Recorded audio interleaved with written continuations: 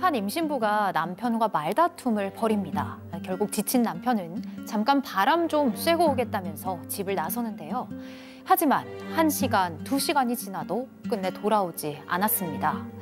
임신 중인 아내를 두고 사라진 남편. 대체 그날 무슨 일이 있었던 걸까요?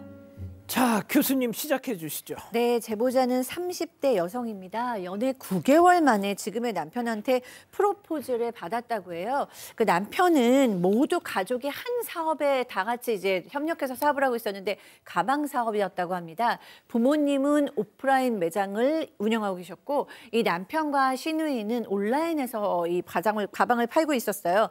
제보자가 처음 인사드리러 갔나 이 부모님께서 이 마을 전체를 막 보여주시면서 저 땅도 저 선산도 저 꼬마 빌딩도 다 우리 거다 막 이렇게 자랑을 늘어놓으시더니 우리 아들과 결혼하면 저거 땅이랑 건물이랑 결국 다 너 물려줄 거다 막 이런 얘기를 하셨대요. 그리고 이제 뭐 시누이 부부까지 같이 왔는데 가족 분위기가 정말 화목해 보였다고 합니다. 제보자는 남편과 상의해서 양가의 지원 없이 제보자가 가진 집에서 신혼 살림을 시작했다고 합니다. 자, 꼬마 빌딩, 선산, 과연 그랬을까요? 직접 제보자 얘기 들어보시죠.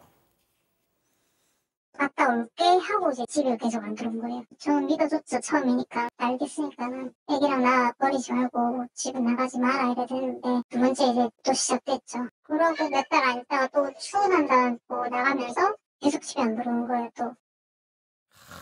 집 나가는 게 일상이었다. 네, 한 번이 2번 되고 2번이 3번 되고 일상적으로 집을 종종 나갔다고 해요.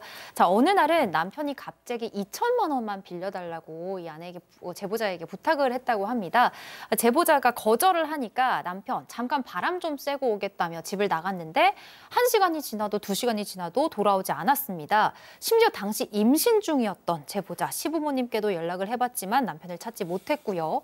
열흘 뒤에 남편이 스스로 돌아왔는데 뒤늦게 이런 사정을 털어놓습니다. 시부모님의 가게 적자 때문에 도움이 필요하다. 제보자가 시누이 남편한테 부탁을 해봐라 이렇게 이야기를 하니까 남편은 사실 그 사람 그냥 남자친구고 시누이가 이혼을 2번이나 했었다라는 고백을 합니다. 제보자는 뭐 그래도 가족이니까 이런 생각으로 결국 2천만 원을 빌려줬습니다. 아이 선산 꼬마 빌딩. 글쎄요, 선상 꼬마 빌딩이 있건 말건 일단 돈이 다 묶여있다라고 얘기를 하는 겁니다. 게다가 사정이 이렇다는 걸 알고 드러나고는 뒤에는 아예 대놓고 해외에 투자되는 돈이 지금 묶여서 아무것도 못한다고 시부모님이 찾아와서 돈을 빌려달라고 하는 거예요. 뭐 시어머니 있는데도 시아버지가 내가 여기서 무릎이라도 꿇겠다고 며느리한테 얘기를 하고 매일처럼 시아버지가요? 예. 며느리한테 예. 무릎을 꿇어? 예. 그런 얘기를 해가면서 돈 빌려달라고 하니까 어떡하겠어요. 그리고 얘기했던 거 땅하고 선산 저 빌딩, 꼬마 빌딩, 예. 그거 안 되면 그거 다 팔아서 갚겠다라고 했답니다. 그래서 결국에는 제보자분이 결혼 전에 조그만 집 있다 그랬잖아요. 예. 그거 팔아서 남은 돈 8천만 원 시부모님께 빌려줬답니다. 아이 며느라, 해외로 사업을 넓혀야 되는데 우리 돈 다 묶였다. 자, 근데 이게 다 거짓말이었어요. 제보자 어머니가 조금 수상한 이야기를 제보자한테 얘기를 하고 결국은 이 시부모가 하고 있는 그 매장에 찾아갔는데 가방이 있었는데 예. 온통 가짜 명품 가방을 가득 갖고 있었다고 합니다. 이게 다 위반이 되겠죠. 그리고 온라인에 하고 있는 남편하고 시누이 라이브 방송을 하는데 이 뭐 가방 S급입니다. 진품하고 완전 동일 하면서 가짜 제품을 판매를 하고 있었고요. 더 충격적인 게 있습니다. 그 꼬마 빌딩 억대의 빚이 잡혀 있었고요. 선산 땅은 다 팔았고요. 시부모 모두 신용 불량자였습니다. 그래서 이런 어떤 게 밝혀지니까 남편이 결혼했으면 뭐 빚도 같이 지는 거잖아 이렇게 적반하장으로 나왔고요. 결국 또다시 가출했다고 합니다. 야, 결혼했으면 빚도 부부가 같이 나눠야지 뭐 이런 헛소리를 하더라. 자, 그런데 시부모의 표적은 제보자, 며느리 한 사람만이 아니었습니다. 직접 들어보시죠. 알고 보니 저희 어머니한테까지 사돈인 저희 어머니한테 빌리고 잠수를 타버리니까 돈이 조금 딸린다. 한 달만 쓰고 주겠다 해가지고 빌려드렸대요. 빌리고 한 달 뒤에 갚더래요. 그날 통장 입금했는데 그날 또 한 달만 더 쓸게요 사돈 이래가지고 그럼 한 달 뒤에 또 주겠지 한 달 만에 바로 받았으니까 또 빌려준 거예요. 그 뒤로는 이제 연락이 안 되는 거죠. 자, 며느리 몰래 안싸돈한테까지 가서 돈을 빌렸어. 네, 맞습니다. 제보자 몰래 안싸돈한테 연락을 해서 아들 부부 신축 아파트를 좀 해주려고 하는데 사업 자금이 부족하다라는 핑계를 대고 2,500만 원을 빌렸다고 합니다. 제보자 엄마는 오죽하면 나한테까지 연락을 했겠나 싶어서 돈을 건넸다고 하는데요. 그래도 처음에는 시부모가 약속대로 제때 돈을 갚았습니다. 그리고 이후에 한 번만 더 도와달라면서 돌려준 금액을 그대로 다시 빌려갔는데요. 그렇게 빌려간 후로는 연락이 끊겼고요. 완전히 잠수를 타버렸습니다. 제보자 엄마는 딸이 알면 속상할까 봐 말도 못하고 혼자서 연락을 시도하고 가게까지 찾아가 봤지만 모두 실패했고 최근에서야 이 딸 시부모에 대한 나쁜 소문을 듣고서 딸에게 털어놨습니다. 자, 그래서 며느리가 결국 이 시부모를 사기죄로 고소했어요. 그렇죠.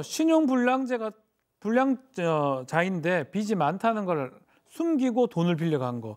그리고 명품을 가짜를 판매하는 등등으로 사기죄로 고소를 했는데 문제는 시아버지가 옵니다. 나를 경찰에 신고했다고? 조사받게 만드냐고?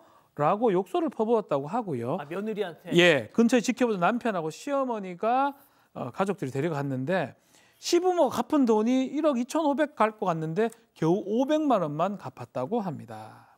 이 며느리가 돼가지고 시애비를 어디 감히 경찰을 조사를 받게 하고 있어 뭐 이러고 있는 건데요.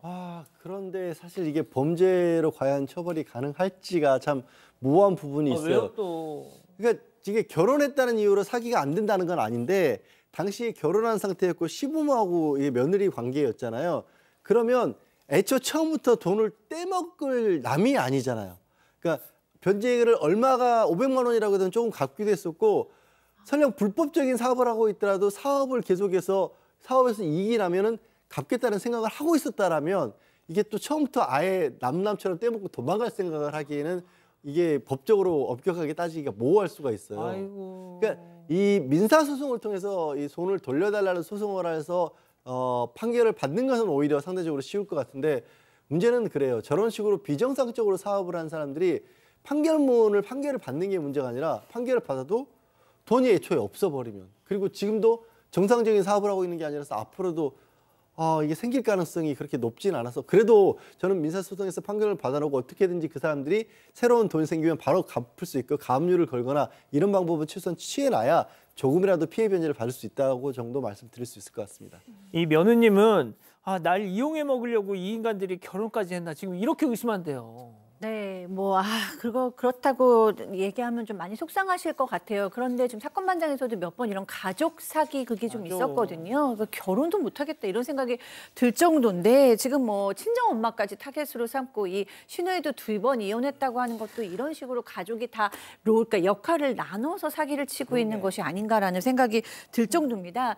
남편의 가출도 사실 보통은 회피라고 얘기를 하지만 여기는 회피보다는 조종 같아요. 가출해서 내가 이렇게 난 집에 안 들어올 정도인데 날 안 도와줘라는 것. 그다음에 이제 가족이면은 빚도 나눠줘야지 이런 말들. 그다음에 거짓말마다 다 남편이 공범이거든요. 이미 남편하고 화해하기는 좀 어려울 것 같고 그래도 다행히 여성분이 워낙 똑똑하고 강하신 분 같아서 이런 난관을 어떻게든지 잘 해결해 나가셨으면 좋겠습니다. 예.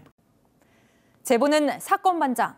가족 여러분의 목소리를 사건 반장에 들려주세요.